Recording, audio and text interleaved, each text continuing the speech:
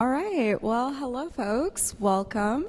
It's great to see you all. My name is Marwa Alchemies, she, her, hers, and I'm one of the Assistant Directors of Advising at the Center for Life Beyond Read. And basically what I do, I advise all students on matters of career and graduate school, and we will be talking today about the services that we offer at the Center for Life Beyond Read and some of the lovely student stories that we will get to hear from our panelists.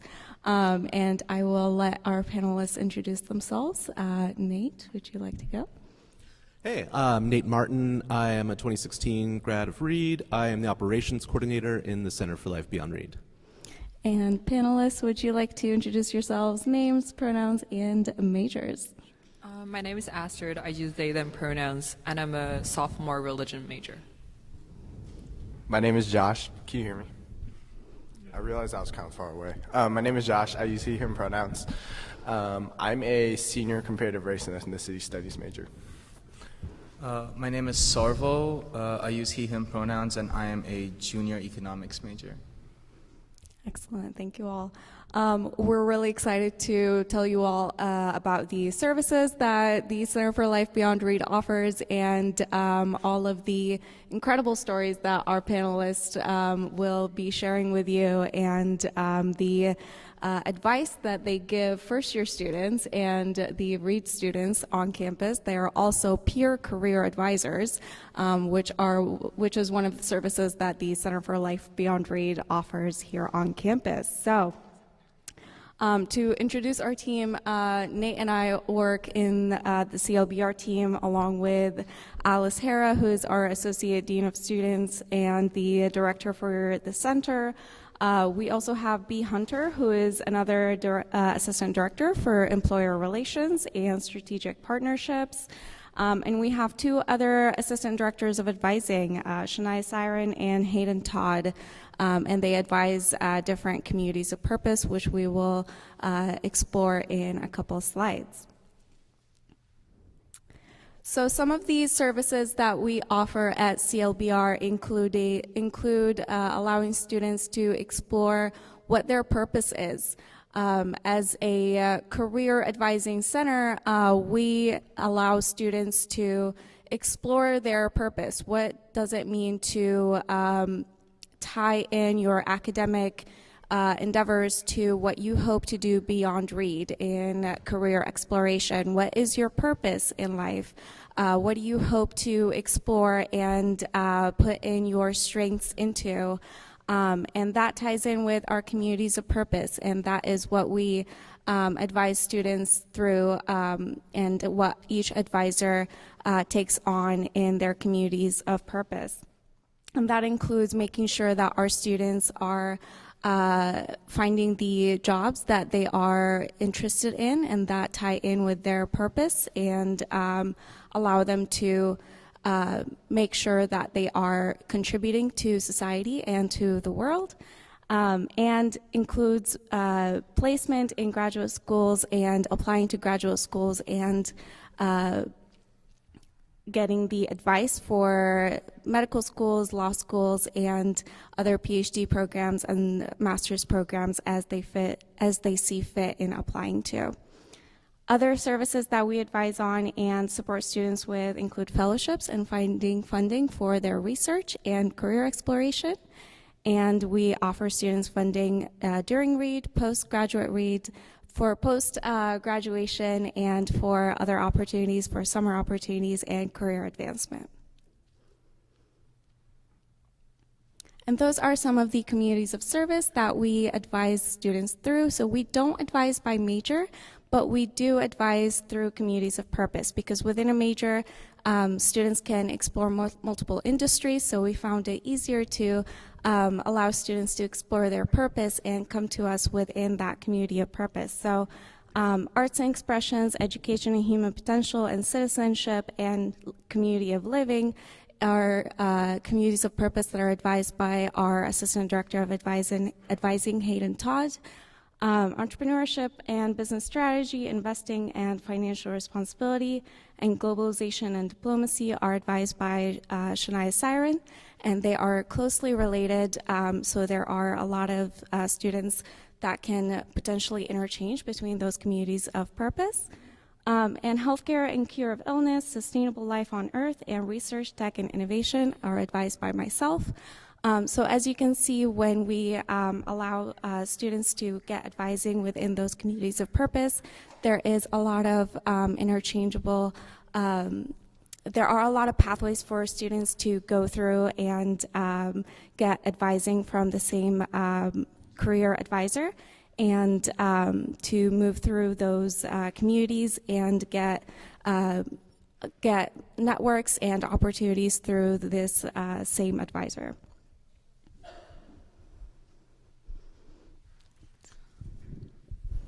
Yeah, so what we try to do is we try to take you, when you come in, we say, think about your purpose. You know, you're thinking about your major, you are trying to figure out what you want to do academically, like why are you here at Reed? But at the same time, we say, hey, think about your purpose.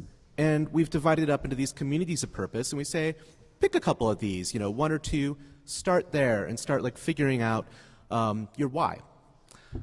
From there, we make sure everybody has the tools they need to do their planning, figure out like what they want to do in their next steps. So, you know, you're planning out your curriculum at Reed, but then you're also planning out what you want to do in the summers. What do you want to do if you want to do anything over winter break? What do you want to do right after Reed? Which is the big scary one that everybody has a giant question mark above their head for. So making sure to try to take the scary out of it by helping with planning tools. And we have a whole flow for it. You know, if you're interested in like career things and you're like, maybe you want to do some informational interviews with people, maybe reach out, try to do some job shadows, maybe try to find some internships, and then you feel a lot more prepared when you're doing a job search. If you're looking at grad school, then we're helping you like get connected with the folks that can help you find like research opportunities in the summer, or also the same other flow of informational interviews and internships, et cetera. And so we really want people to like be able to connect their education to what they want to do outside of Reed. And that is a lot of where our work lives. So beyond that, we also are connected to the rest of the college. You know, we know where resources are for students that are outside of our purview. And so it's common for us when students come to us, maybe they need help that we can't offer because we're mainly focused on career, fellowships, and grad school advising. So we know where else we can help students find the help they need, whether it be around mental health and well-being, or like just like health of the student over the course of the year. We can help them get connected to the resources they need. And also one of our benefits too is that since we're not like, most schools divide like fellowships advising and grad school advising, they're like a separate person who's specializing in that.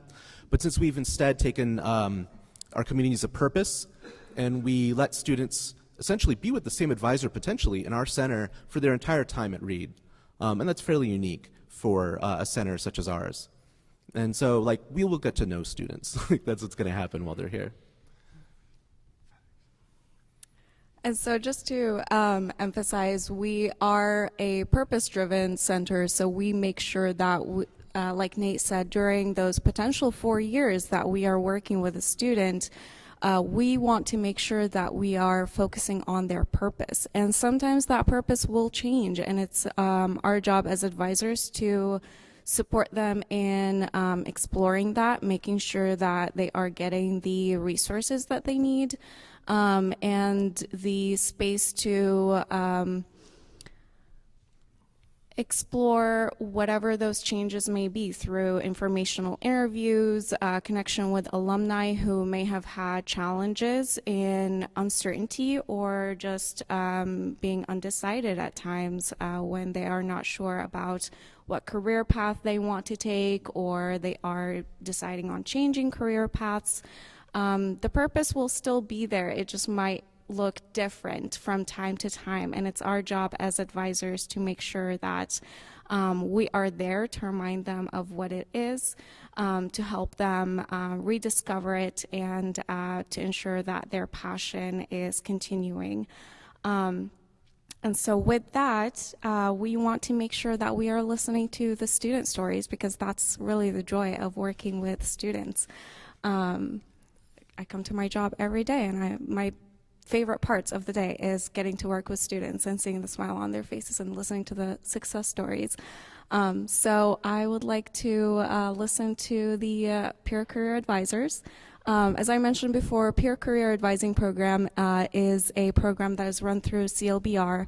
Our peer career advisors work with first-year students primarily, and it's set that way strategically so that peers can advise peers and help them understand the path to figure out their first year, understand the resources that they have at hand, and find a community of purpose. And then during that time, they do have access to a professional advisor and a peer career advisor at the same time, so that they can have both ways of advising at the same time, because listening to a peer and getting advice from a peer is just as useful through mentorship during that first crucial year.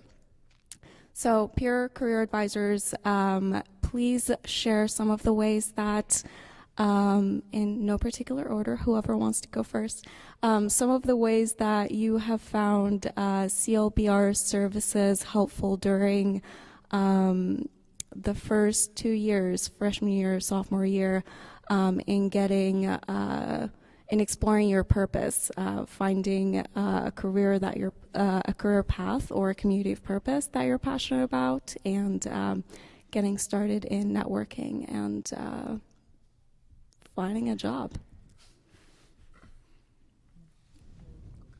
Okay, I can go first. My name is Astrid. A little bit about me. This is my second year in the United States. I'm an international student from China. And when I first came to Reed, I did not know what I wanted to do, really. Still don't, but a little bit better. One thing my dad used to tell me when I started trying to find jobs is that you don't really need a job. You're a student. You just need to study. This is something that's been going on in my family. But for me, I really just wanted to find something outside of the academic realm to really prove myself. And I want to work with people. But I didn't know where to start. I didn't really have a resume. I didn't know how to do interviews. I didn't know what are procedures for me to get a job. I don't know the difference between on-campus jobs and off-campus jobs. I didn't know what the credentials needed for either.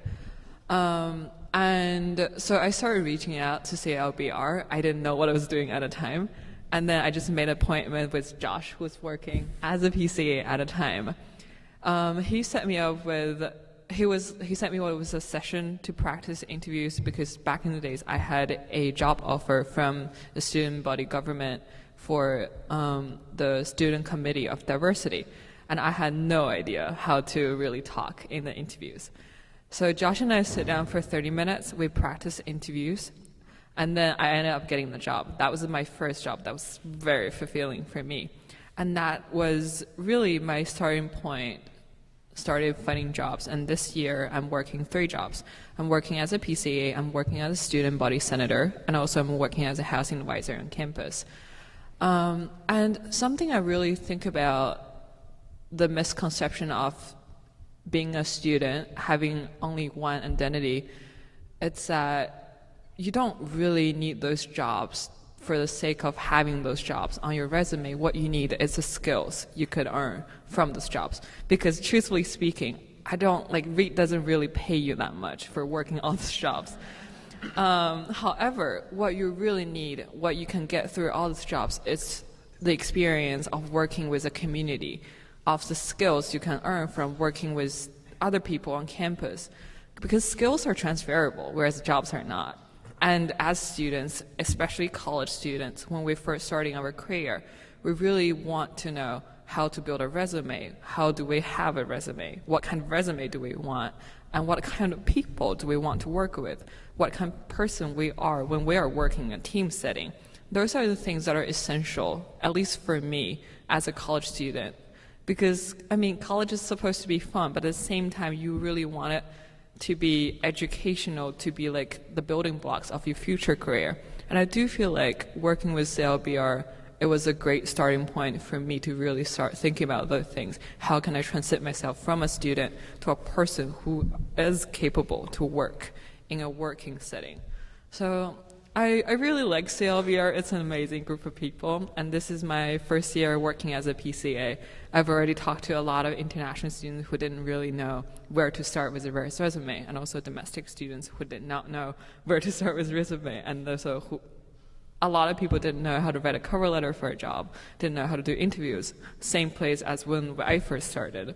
So it's a very refreshing experience, and we're trying to branch out a little bit more because our building, Prexy, is pretty far from everybody else, and people don't really know we are a resource on campus to help people building their careers. And this is something we're hoping to do this year. But yeah, that's my story. Thank you. Thank you, Astrid. I didn't know any of that. Oh, wow. Marwa, can you repeat the question one more time? You said what did we learn from being with CLBR for the first 2 years? Yeah, Okay, that's cool. essentially it. Yes. I can go next.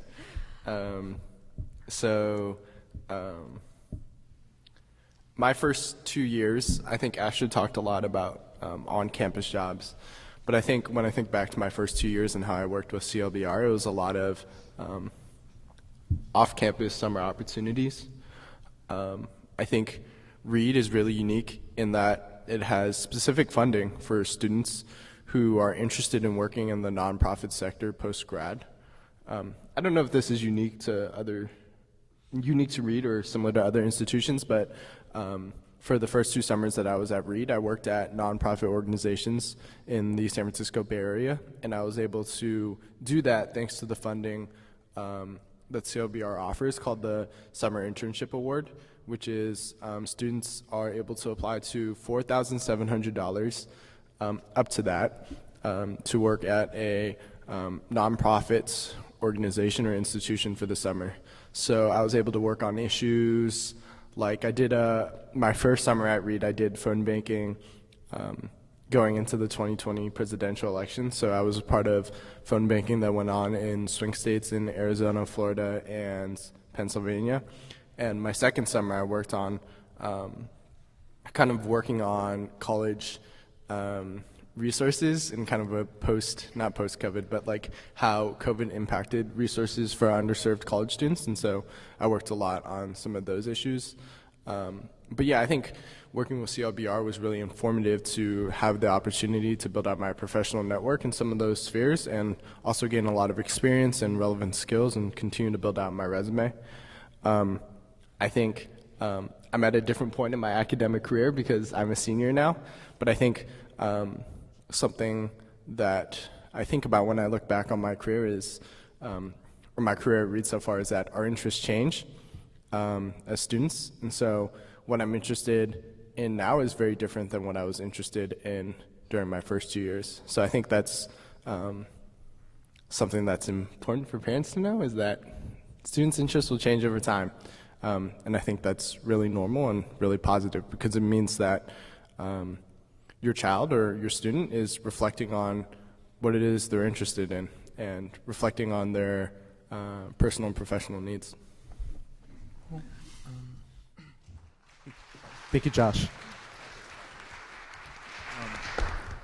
Yeah, my experience has been a little different just because I started college as a freshman, when COVID was at its peak, and I'm originally from Nepal, so I spent about 80% of my freshman year, stuck at my desk at home, joining classes through Zoom and not really knowing what was going on on this side of the world.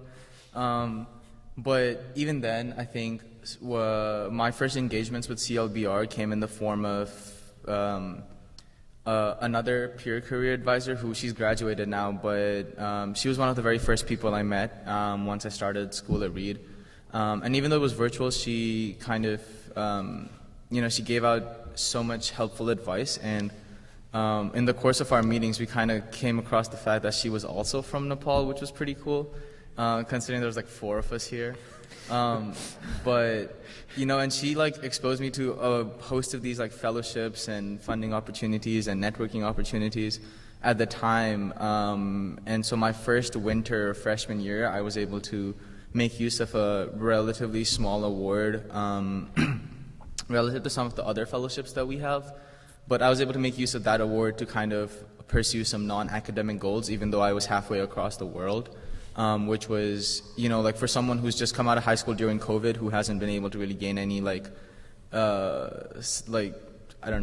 heavy work experience to put on my resume, like being able to do that and design a project of my own over like a winter break it kind of gave me that like push to start crafting my resume in a certain way.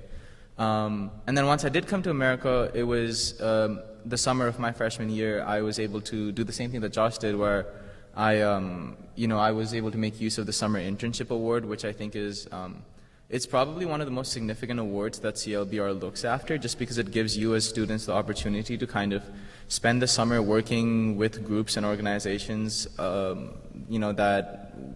have purposes that you're passionate about. And so for me, that came in the form of working with a financial literacy nonprofit in Nepal and working with the U.S. Foreign Mission there, which isn't something it's not something I would have been able to do without the fellowship, just because they're not willing to pay someone who's working from halfway across the world. So it was cool to be able to do that, and from then on, it's just been a constant increase in I guess severity is not the right word, but the gravity of the kind of fellowships that I've been exposed to and that I've been able to apply for. And so last summer, so the summer after my sophomore year, we had this thing called the Preparedness Summer Fellowship, which basically it gives you access to a much larger pool of funds and you can basically design a project that you're passionate about and kind of just pursue that for the summer. So I was able to do that while pursuing kind of like a part-time internship with another company in the realms of what I was interested in professionally. And so I think just CLBR gives you the fellowships that CLBR has and the kind of opportunities that we're exposed to through CLBR. At least for me, in my first 2 years, have been, I think, I don't want to overstate it, but it has been kind of monumental, just because they've been responsible for all of the opportunities that I've been exposed to and that I've engaged in. And so, yeah, that kind of sums up my experience with CLBR. Sarva, what was your project for the President's Award? So I was looking at urban planning around, so Portland has this thing called the urban growth boundary, and so I was looking at how that as a policy how feasible that is towards curbing suburban sprawl, just because, I'm from Nepal, and Kathmandu, where I'm from, is just super dense, and so the suburbs don't exist in Kathmandu, and so coming to America, the suburbs were just like this alien concept, and I live in one of the suburbs that Reed is in now, and it's just the first 2 weeks there was just, I couldn't sleep because of how quiet it was. So I was just trying to find out if people, actually liked the suburbs and how feasible it was, how sustainable it was. So yeah, that was kind of my project. But yeah, that's about it. Thank you all for sharing those stories.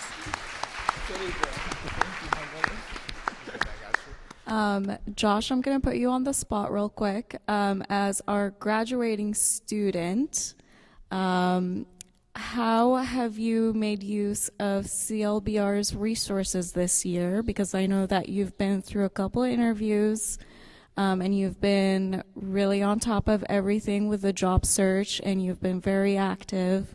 And I see you coming in and out of our offices, which I'm really happy about. How have you been using the CLBR resources, and how have the experiences that you have had during your freshman, sophomore, and junior year prepared you to be successful or prepared for the job search now? Those were a lot of different questions. Yeah, I suck at this. I'm sorry. No, you're good. I think I'll start with how kind of my first few years informed my kind of skills going into this job search process. So Sarva and Ashton both talked about building skills and experiences and learning how to do things. And I think that is so true for, I think, how CLBR likes to think about the career journey at Reed. Everything is a building block and a learning experience. So I think the earlier students start working with, applying to things, being comfortable with applying to things is really important. Yeah, I guess I say that all to say that I think career journeys at Reed are so autonomous that it's so much up to the individual what they want to pursue and what they're comfortable with. And I think I've been very blessed through my career at Reed to really continue to apply to more bigger projects and bigger roles and bigger positions. And that my first few years have really informed my ability to be successful in any kind of like job interview or application situation. Your other question was, what are some resources that I've taken advantage of this year while being at Reed? That's a tough question.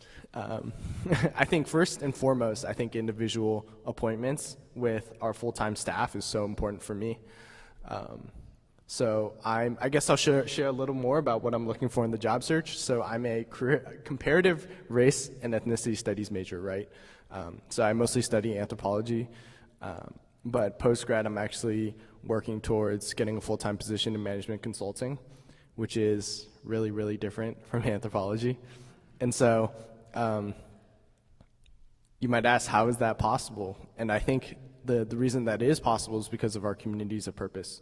We don't really believe in pigeonholing students into their majors.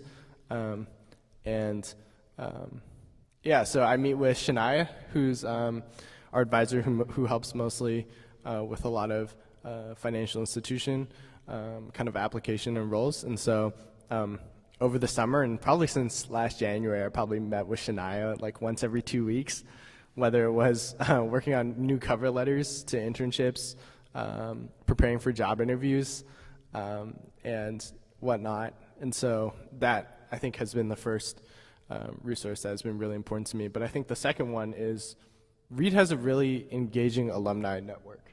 I think if you have a LinkedIn and you connect with alumni and you ask them to chat, they're really helpful in getting referrals, getting tips and insights on the job interview process, giving feedback on cover letters and resumes.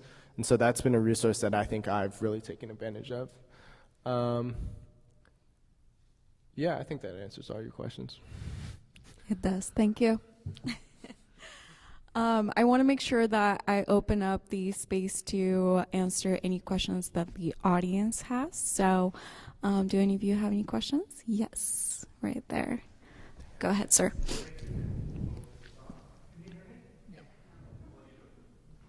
Is that better?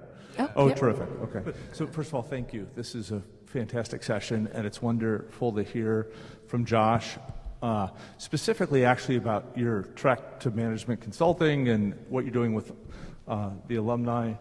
I actually would ask the folks to speak a little bit more about the connections to alumni and how the office utilizes alumni to help students either for their permanent or summer opportunity searches. Does that make sense? Yeah, absolutely. I guess I can take this one. So the question was essentially how do we engage alumni, right? Or how do we engage alumni more successfully? So I think I have two specific pieces of advice for that. One of my favorite things to do is if there's a company or institution I'm interested in working in, kind of on LinkedIn under the People tab, I think, you can search all their employees who say that they work for this company on LinkedIn, and you can type in Reed College and see who works there and just send them a message on LinkedIn. And usually they'll respond and be really open to talking. And I think the second one is Reed has a Reed College alumni network on Iris, which is kind of like the Reed College student website that hosts a lot of different things. And so you can do searches for different positions, roles, or companies, or even, I think, geographic location if you're interested in talking to alumni. And when I think back about kind of my chats with alumni, it's been really informative. One, just to hear about their experience navigating the post-read world to what their job is like, so I can think more about whether or not that job is a good fit for me. And lastly, any tips and advice for application processes. I guess I'll also share that there's been one particular alumni who's been really informative of my kind of career experiences. Management consulting has a really specific interview type called case interviews, which is really, really challenging if you haven't done them before.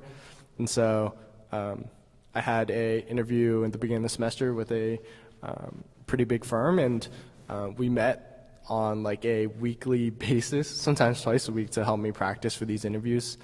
I didn't get the job, but I think I was pretty successful through the process, and I think a big reason for that was the help and guidance from this alumni. Go for it, Nick. Does that answer your question? You know, honestly, I think a little bit more structure from the office on how they set up alumni. I think what you're doing is fantastic from a proactive standpoint. But what I'm really wondering is how do you bring alumni back to read to offer opportunities to students? Yeah. Yeah, I can speak to that. So the main way first, though, is like what he was talking about, our alumni directory. As a small school, many of our alumni tend to feel close to the school, and they really want to help students. So a lot of it depends on students searching for people in their interest areas, like people who are working in certain industries, like Josh had done, and then just saying, hey, I have some questions about like what you do, and here's, could we meet either in person or over Zoom? And so that's like for informational interviews. We encourage, a lot of what we do is teaching students how to find and connect with the alumni that could be of help to them. At the same time, we also, all of our advisors within their communities of purpose, they do arrange like events throughout the year, speaker panels, various type of events where they are doing the same thing, where they're reaching out through our alumni directory and through their own connections to find people to come to read either in person or over Zoom and be available for students. So there's like that, so we offer these passive connections to students where a thing has already been set up and they can just come to it. And then also we teach them how to be active in finding things. Those are the two main ways. Does that help? Cool, thank you. Yeah, I have a question about students who are thinking about going to graduate school, more of an academic track. Do you also advise on that as well? Yes, definitely. I am the main advisor for graduate school for the research track. So for students who are considering PhDs, for academic tracks, yes, I definitely do that. So students would come to me, especially for the STEM fields. I personally advise STEM, but if students from the humanities field go to our humanities advisor, she would definitely advise them on how to pursue PhDs in that field as well. We advise them in pursuing the list of graduate schools, how to find schools, what schools are appropriate for them, how to discern which schools are what they look for, what is academia, how do they figure out if they would like to go into academia versus industry, if they would like to explore both, what does that look like, and we also advise them through the graduate school process, the admissions process. Yeah, and we work in tandem, too, with academic advisors, so they're also getting help from their academic advisor at the same time. Yeah. Hi. Y'all are great. Thank you so much. I was wondering, do you have a way to help students with public speaking or making presentations so that they can kind of go from being the student like, dealing with the tics and all that kind of stuff, so that whatever they present for either their, a job application, a job interview or something is a little more polished. Do y'all do any of that? Yeah, I have personally met with a lot of students who make appointments with me to do interview practices. So they would tell me that they are applying for X position, or they are applying to work in a field if they have not yet applied for a specific job. And it would be on me to do some research on a sample of questions that they would usually get in that industry. And we usually would meet a couple of times, depending on their skill level. If they are extremely polished from the first interview practice, then there's no point in meeting a couple of times if I give them really good feedback on their interview practice. If I see that we have a lot of progress to make, then I would give them a couple of critical feedback points and some resources to work with. I send them home with a lot of practice and homework, which they really appreciate. And we would just keep on doing that. And we keep what I call, quote unquote, talking to ourselves in the mirror, which they love doing. I told them the more you talk to yourself, you are walking to your class and put a mask on and just practice your tell me about yourself answer to an interview. And the more you practice that question, the more you are confident sounding. And then come back to me and we will practice that interview one more time until it's as confident as we can sound with it. So that's the type of practice that we do offer in our office. We don't offer presentations that I'm aware of, but Sarvo, do you have anything to add? Well, I mean, as far as presentations go, and like they kind of like, well, at least from my personal experience, by talking to a lot of the, talking with PCAs and even doing some of the PCA events, as far as things like presentations go or things like case interviews go, I mean, just a couple weeks ago, Josh and I did a case interview event where we had a bunch of people and we kind of ran mock interviews with them. And I think the events that CLBR hosts that are, geared towards our communities of purpose. So if it's an event that's organized and that's geared more towards finance, you'll find more people who are, looking to get jobs into finance. And so as PCAs, what we do is we also help facilitate connections between students so that, maybe they come to an event and they find a partner whom they can practice case interviews with on the regular. I mean, that's what Josh and I did all summer, and it was, you meet students who are from different majors, and that kind of inevitably helps you shape your, broaden your understanding of a certain topic. So when we were doing case interviews too, I'm an econ major, so I was telling him certain basic economic things, and he was telling me, oh, listen, this is what you need to focus on as far as people are concerned. And so, yeah, that sort of socializing aspect as well comes in. I think it creates a fairly significant impact as far as interviews and presentations go. And as PCAs, we're always there to help. Help go through the first draft of someone's presentation, go through the first draft of someone's, if they have a case study they need to present, we'll have a look at it, and then after us, then they'll go to the CLBR staff who will kind of help them finalize that as well. So it's quite a thorough process, I would say.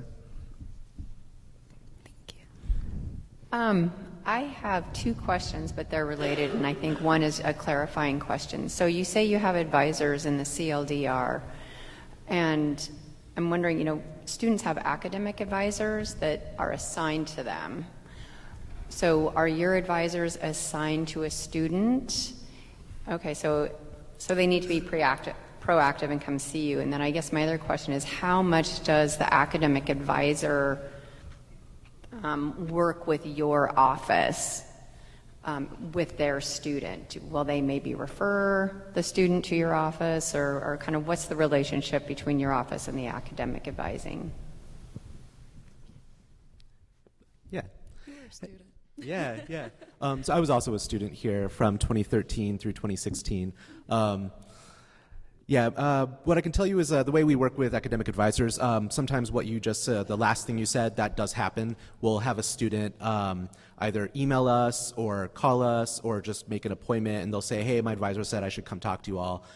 We also gave every advisor, every faculty member on the campus like a little like magnet to put on wherever they've got metal with a little QR code that's the make an appointment link for our center, to say like, hey, just have them like take a picture of this if they have questions that you cannot help with. So when I said earlier we work in tandem with them, yeah, sometimes we never talk to their academic advisors. Sometimes their advisors are sending them to us, and sometimes advisors are directly emailing us and asking us questions as well. Does that answer your question? Cool. Yeah. I would also say that it depends on the community of purpose, because for me, when I advise students who are hoping to go into med school, I work with their academic advisors quite a lot, because usually they're writing letters of recommendation or advising them on research and stuff. But I can imagine, like, for Josh, whose major is like significantly different than their career path, there might not be a whole lot of connection there. So it definitely depends. We have time for one last question. Okay. I had a question about law school and, kind of what a student's path would be there. And then also, at what point do students become aware of their GPA? Because it feels like that would make a difference in terms of where you can actually continue on. So we do have a advisor, Hayden Todd. I almost called her Tayden. Hayden Todd is our assistant director of advising, and she specializes in pre-law advising. She supports students as early as their first year in exploring the law and connecting with lawyers, getting opportunities, and getting resources for the LSAT, applying to law school, all things law. For GPA, there isn't really a restriction. Go for it. Well, for your GPA, I mean, the best person to go to ask for your GPA is your academic advisor, and they will, like, by no means hold it back from you. So if you would like to know your GPA on a week-to-week basis, you could do that.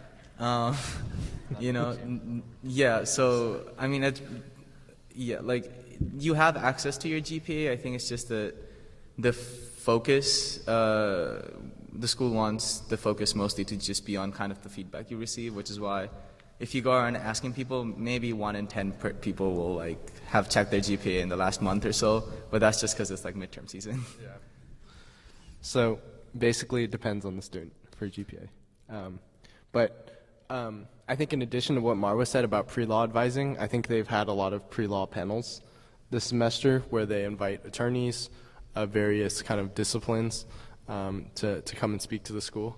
I worked at a law firm this past summer in downtown Portland where there's a few Reed alumni, and so I think the important thing I'd say for law is that timing for grad school doesn't always have to be straight from undergrad, and so I think the cool thing about the way CLBR works is that the skills and connections that I build while at Reed are always useful down the line. So say I want to go to law school in a few years, I'll always have the skills, network, and experiences to be able to do that successfully, even though I'm not at Reed anymore. Yeah, and I'll say the pathways we have towards getting your grades at Reed. It's your academic advisor is your primary one. The professor of a class can give you the grade for that class if you ask them.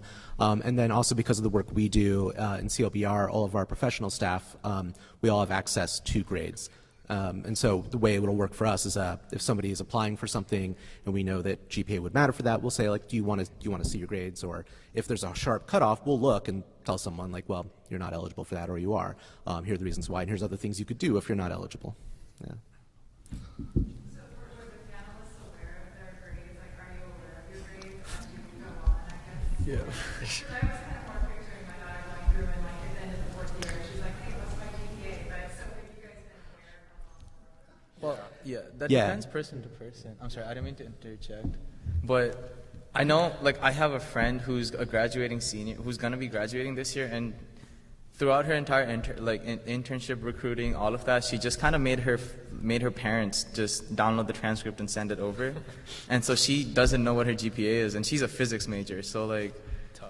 Yeah, they always know their GPAs. But yeah, so I know my GPA, but that's just because and I'm sure it's the same for Josh, but because we've been applying for so many jobs because, like recruiting timelines and whatnot. So you do know your GPA, but again, like I could ask for my transcript and like just not open it. It's like a self-control thing, I think. So if your daughter would like to just kind of know her GPA once she graduates, more power to her. But yeah. Yeah, we do hear from students sometimes who never knew the whole time through. Yeah. We are at time, so thank you all so much for your questions. I will be outside to answer any remaining questions. So we have a QR code for our podcast, Burn Your Draft. Please feel free to scan it and listen to our amazing episodes, which feature alumni and students. If you have any questions, we have the email of our center director, Alice Hara, and we will also be outside to be answering any questions. Thank you for attendance, and we are excited to see what the weekend holds for you. Thank you. Thank you.